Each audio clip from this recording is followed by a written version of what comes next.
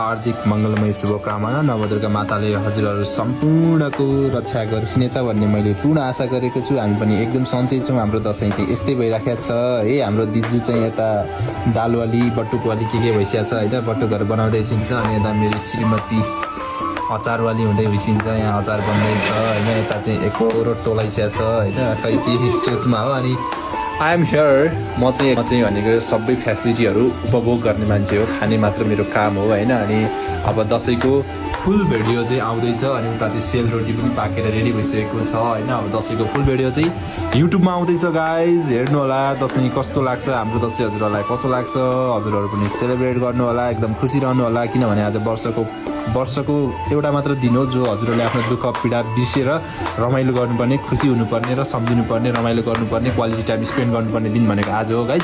त्यही भएर सबैले एकदम मनभित्रबाट नै सेलिब्रेट गर्न